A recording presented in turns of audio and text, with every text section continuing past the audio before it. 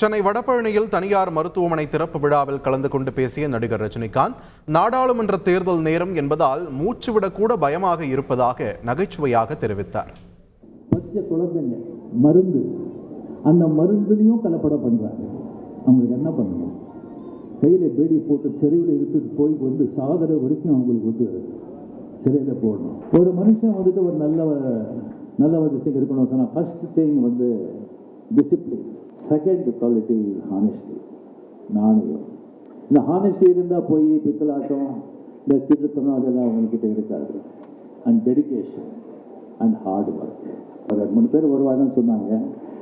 இதுக்கு இங்கே பார்த்த உடனே எனக்கு அது எலெக்ஷன் டைம் வேறு, மூச்சு விட்டா கூட பயமாக இருக்கு. செய்திகளை உடனுக்குடன் தெரிந்து கொள்ள உடனே சப்ஸ்கிரைப் பண்ணுங்க.